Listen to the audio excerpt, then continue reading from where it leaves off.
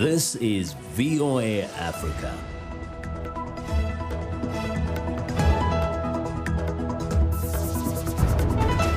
Hello, I'm Esther Githui-Ewart. It's Wednesday, July 15th. This is Africa 54. Due to the global outbreak of COVID-19, Voice of America is taking every necessary precaution to safeguard its employees. So our broadcast will look a little different today and in the near future as we, out of an abundance of caution, reduce our staffing at VOA headquarters here in Washington. We're working to help keep you informed about what's going on, and we appreciate you staying with us on Africa 54. New images captured in the last week by the European Space Agency's Sentinel-1 satellite suggest that Ethiopia may have started filling its massive Nile River dam as tensions over the project continue. This latest development comes amid the backdrop of recent unrest in Ethiopia as the country's prime minister says that Africa's largest hydroelectric plant, the Grand Ethiopian Renaissance Dam, is on track to be filled. On Monday, the new trilateral negotiations that started after Egypt's call to take up the issue to the UN Security Council also ended again without an agreement. Here's VOA Salam Solomon with a look at what could happen next.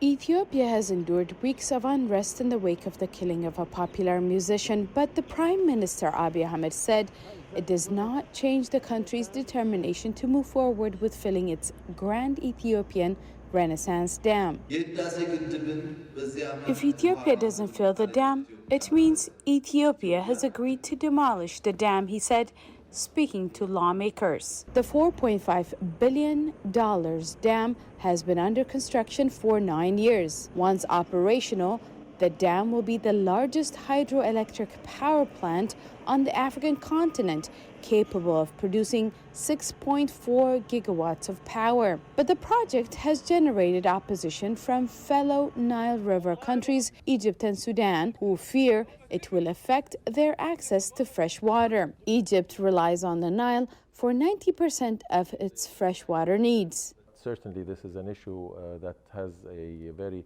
severe consequence on the livelihoods and on the future and the interests of Egypt, and we will do everything possible to preserve our interests as would any state. In June, representatives from all three countries made their case in a virtual session before the UN Security Council. And while the sides agree on many main issues, disagreement remains over how to fill the 70 billion cubic meter dam. Ethiopia has said it plans to begin filling the dam in the coming weeks, and it will take up to 7 years to complete. Egypt wants additional guarantees that the filling will stop in the event of drought or low river flow. While we recognize the importance of this project to the developmental objectives of the Ethiopian people, a goal that we certainly share and support, it is essential to realize that this megadam, which is Africa's largest hydropower facility, potentially threatens the welfare, the well-being, and the existence of millions of Egyptians and Sudanese citizens. The contentious negotiations date back to the beginning of the project and have included several mediators. Egypt and Sudan believe Ethiopia should not move forward with filling the dam until an agreement is signed. Sudan strongly believes that reaching an agreement on the guidelines and principles before the commencement of the filling of the GERD is extremely necessary for the three countries to avoid putting millions of lives and communities at great risk. Any decision on the timing and the filling of the GERD has to be agreed upon. Ethiopian Prime Minister Abiy said it's not a question of if the dam will be filled, but simply how it will proceed. Ethiopia is seeking a resolution in the coming weeks. Salam Solomon, VOA News, Washington. A major fire has erupted in a Cairo suburb Tuesday after a leak of oil from the Shuqair-Mostorod pipeline next to a busy highway, according to Reuters. Officials say 17 people were injured. The pipeline runs along a motorway on the outskirts of the capital, and a spark caused by passing cars ignited crude that was leaking from the pipe, according to the petroleum ministry.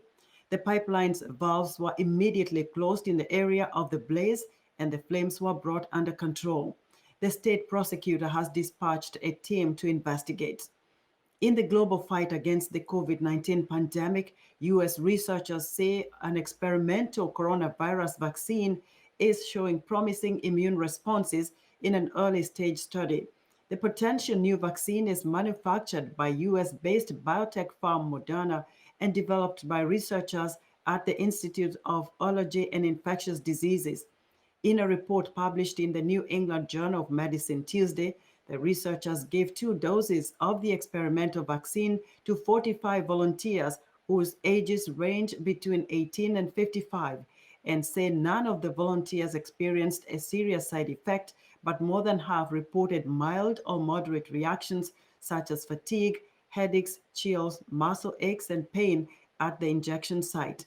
The result of the vaccine, the first to be tested in humans, is part of the first phase of a trial designed to test low, medium, and high doses of the vaccine to gauge both its safety and its ability to create immunity. Meanwhile, COVID-19 contact tracers in Nigeria are being overwhelmed by the large amount of people that need to be tracked down. Contact tracers are among the few safeguards standing between Africa's fragile public health systems and a pandemic that could quickly overwhelm them. At least 750 people in Nigeria have died from the coronavirus, according to Johns Hopkins University. 1 in 6 young people have stopped working since the onset of COVID-19, according to latest figures from the International Labour Organization. The international community is celebrating World Youth Skills Day on Wednesday with the theme Skills for a Resilient Youth in the Era of COVID-19 and Beyond. In Niger, young displaced youth are being given a fresh start and a chance to start their own businesses through a training project funded by the UN's International Fund for Agricultural Development, Niger, and Norway. 24-year-old Yakao has come to Diffa to build a new life for herself. Along with hundreds of other refugees, she fled from Boko Haram across the Nigerian border to escape danger.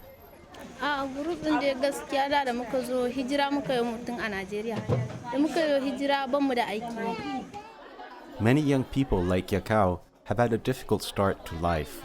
The trouble in her homeland has seen her school studies disrupted. This meant she had few skills and found it hard to secure a job. The International Fund for Agricultural Development, or IFAD, and its partners support a training program for unemployed youth and refugees that teaches them new skills and how to work together. Yakao has learned food processing skills like making spaghetti from the local moringa plant and how to make cleaning products like washing powder. Quand elles étaient arrivées par rapport à maintenant, il y a eu plusieurs changements. Par rapport à leur mentalité, elles arrivent maintenant à s'unir avec les autochtones pour fonctionner ensemble et pour s'entraider et arrivent à oublier petit à petit les mésaventures connues d'antan. Parce que ce sont les produits à la portée de la main qui ne coûtent pas cher, que toute femme qui a pu avoir la formation peut en trouver sur le marché directement et faire la transformation. Working with the government of Niger, IFAD's investment is part of a wider strategy to help young people become local entrepreneurs, which in turn helps the local economy. Dans le cadre de la région d'IFA, on donne aux jeunes un moyen de faire des activités économiques pour le garder dans son terroir. Nous ne voulons pas que les jeunes soient tentés, soit dans l'exode, soit dans la migration. Nous voulons les garder dans leur terroir autour des ouvrages de production. Now, the COVID-19 pandemic has provided them with an extra source of income. 200 liters of liquid soap they had made before the outbreak have now been sold to the local health center. So far, the scheme has transformed the lives of over 80 young people, offering them both financial and emotional security. Da muka zo difa hankalinmu ya kwanta kuma waɗanda muke yin rayuwa muna zaune lafiya mu da su. Rayuwa ta dai kawai muna nan gaba dai ina so in zauna lafiya mu samu zaman lafiya da kwanciyar hankali shi nake so a rayuwata. With more refugees arriving all the time, the scheme hopes to give many more young people a clean start. That report was produced by the International Fund for Agricultural Development, a United Nations agency. People worldwide are feeling the stress and anxiety that comes with the coronavirus pandemic. Many people are channeling that energy into helping others. VOA's Mohammed Ahmadi explains. While having to work from his home in South Riding, Virginia, just 40 miles west of Washington, D.C., Jeff Shee and his family decided to help others outside his work hours. She is sorting out these shopping bags, each filled with 100 KN95 face masks for shipment to hospitals and medical facilities around the country. We have a shipment going to New York, and that shipment is about 133 masks to a cardiologist hospital, cardiology division. And we have going to North Carolina, we have going to San Antonio. She initiated a fundraising page on Facebook, setting a goal to buy 100 masks for donations. An outpouring of support allowed him to buy 4,000 masks. She had to ask his friends for help distributing the masks. Resources are so scarce, but we are trying to put together a big order, and we need more help from the community, from federal government, from the state. If we can get state fund or FEMA fund, then we can go out there and buy N95 masks and KN95 masks in massive order. So right now everybody needs it. Frontline hospital people needs it. We have cancer patient needs it. We have nursing home needs it. We have first responders, sheriff's office, everybody needs it. In a nearby department store, Shukofa Khan and Tahsin are in a fabric aisle to buy material to make face masks. They make face masks at home and donate them to healthcare workers. I feel so good. This is the best, I can do something for someone. I think we're helping our community. Whatever we could do, each other and we're helping each other, I think, yes. Right? That's the most important thing, especially in this crisis. Whatever little we can do, we should all do it. People dealing with trying times by helping frontline workers battle the pandemic. Mohammed Ahmadi, VOA News, South Riding, Virginia. Like African Americans and other people of color in the United States, Navajos are suffering a disproportionately high rate of COVID-19 fatalities at nearly twice the national per capita rate, according to the Navajo Department of Health data. The disease caused by the coronavirus is exacerbating existing inequities within the Navajo Nation reservation. VOA's Julie Tabo has more on how a group of Navajo women is helping their neighbors with critical needs. Across the desert landscape of Two Gray Hills, New Mexico, a pickup truck brings food and firewood to a Navajo family of 7 whose father died of the COVID-19 infection hours earlier. Relief workers unload the provisions and leave them at the door for the now quarantined family. We're stepping up for the community members at a time that is so crucial. Kim Smith heads up a volunteer group made up mostly of Navajo women who are providing support to a growing number of families quarantined in homes where a relative has died of COVID-19, the disease caused by the coronavirus. Thank you. As big as West Virginia, the reservation is a food desert with only 13 small grocery stores and almost 50% unemployment. It's really important to get this food out, especially for our elders who are more at risk and could be immunocompromised. The pandemic has laid bare stark inequalities in health care, housing, and basic services between the Navajo Nation and the states of New Mexico, Utah, and Arizona. It's just shedding light on the disparities that have already existed and also the lack of federal funding to meet the demand of the health needs. Cora So, a Navajo woman who recently graduated from law school in Arizona, lost her grandparents to COVID-19 in May.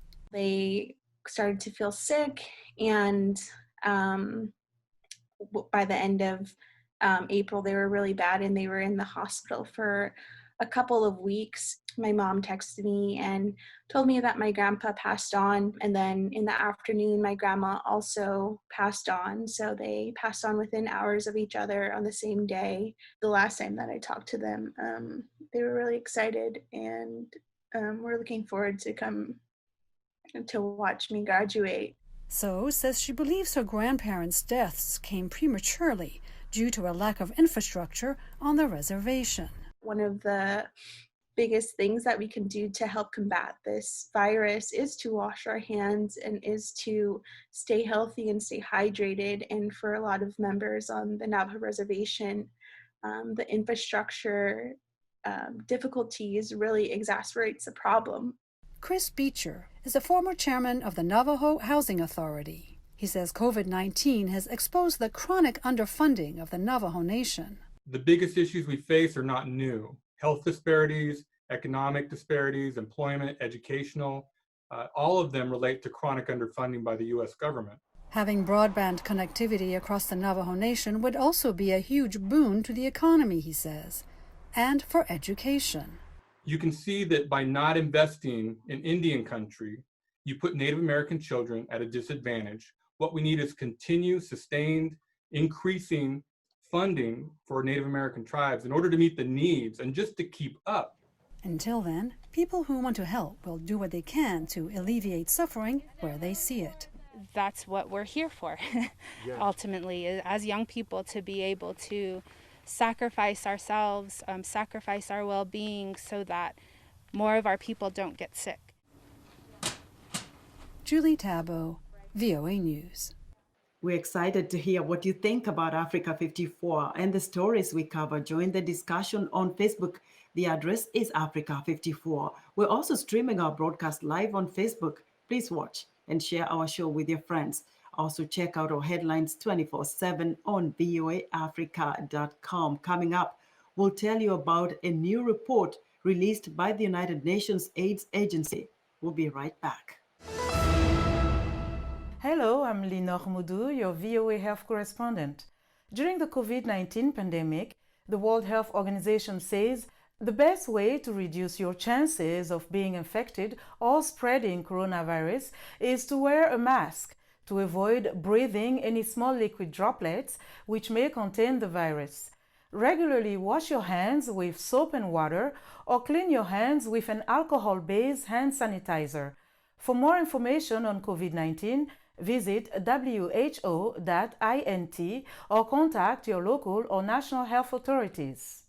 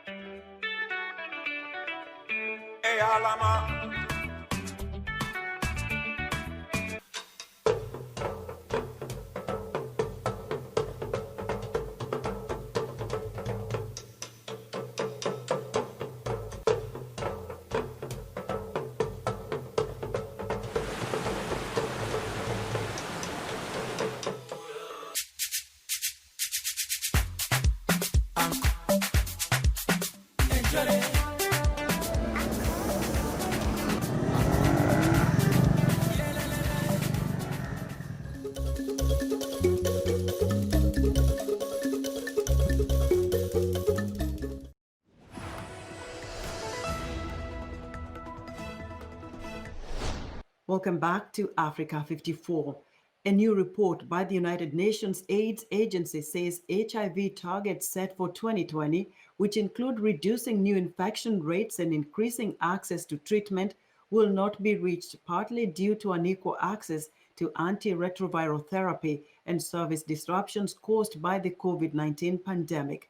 According to UNAIDS, 38 million people worldwide were infected with the HIV virus that causes AIDS.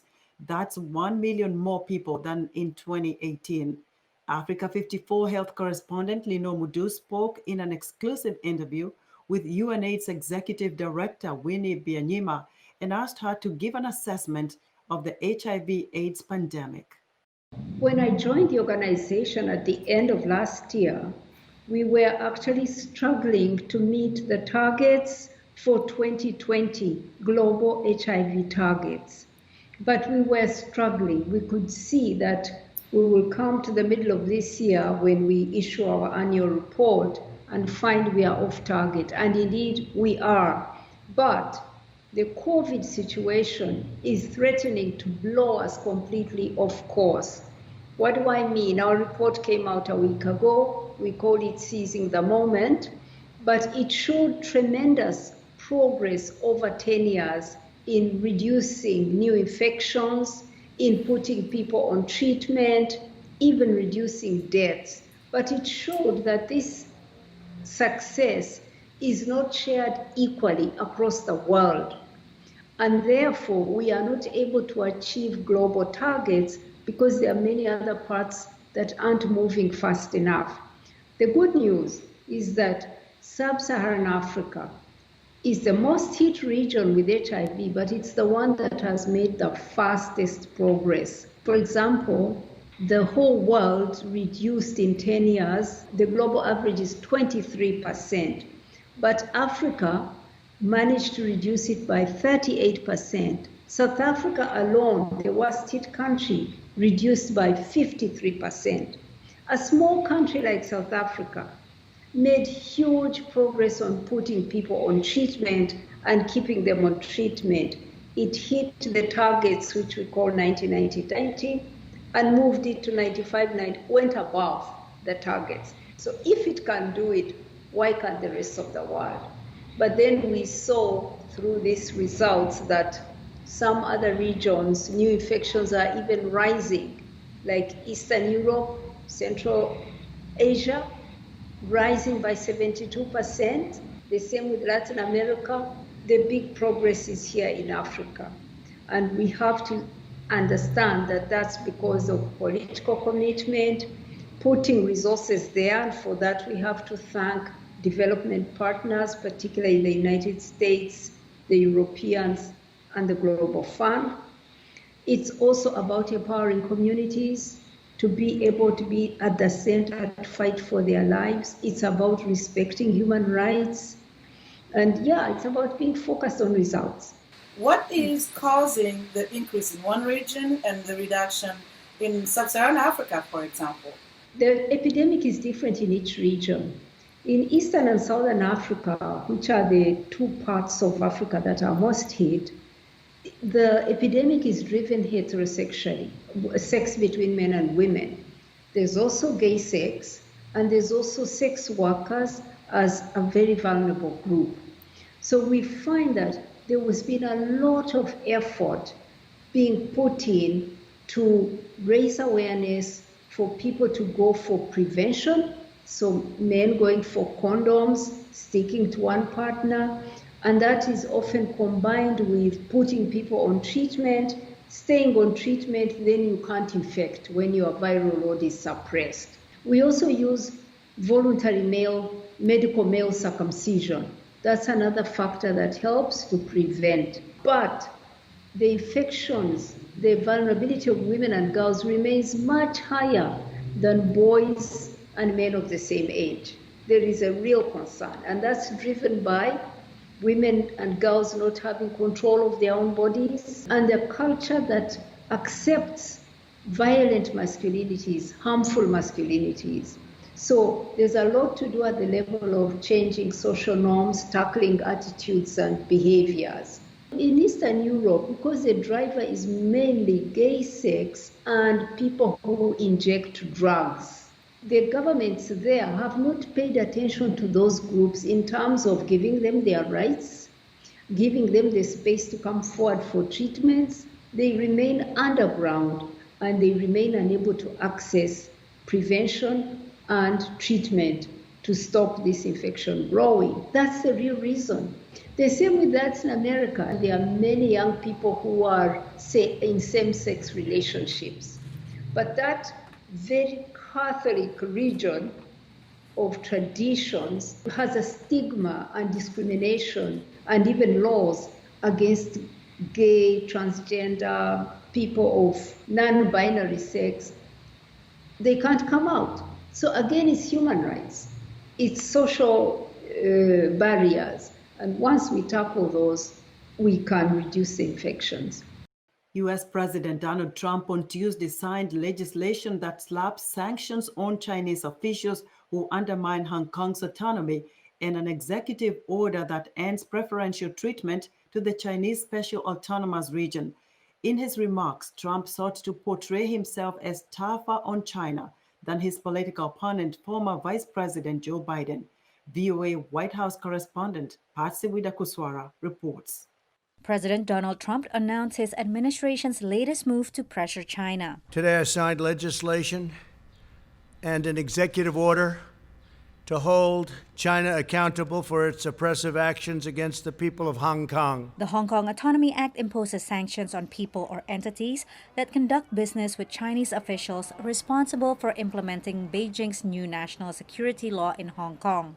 The legislation also gives the president the power to seize the officials' assets and block their entry to the U.S. I think the administration is saying that this is probably a signal that we're past the point of trying to convince Beijing to back off from Hong Kong and now just imposing costs on it for the behavior that it's taking. Trump's executive order ends preferential treatment for Hong Kong, which will now be treated the same as mainland China. This week, the Trump administration also succeeded in pressuring Britain to remove Chinese telecom giant Huawei from its 5G network. The president positioned himself as tougher on China than his opponent, Democratic former Vice President Joe Biden, the presumptive candidate running against Trump in the November election. Joe Biden's entire career has been a gift to the Chinese Communist Party and to the calamity of errors that they've made. Biden has criticized Trump for instigating a trade war with China and also presents himself as tough on Beijing. The Chinese are spending multiple billions of dollars trying to own the technology of the future while we sit with our thumb in our ear.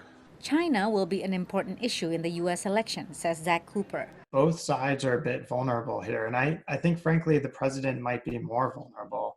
The president's got a trade deal with China, which he signed this January, and the trade deal doesn't protect against some of the very things that the president seems to be most upset by right now.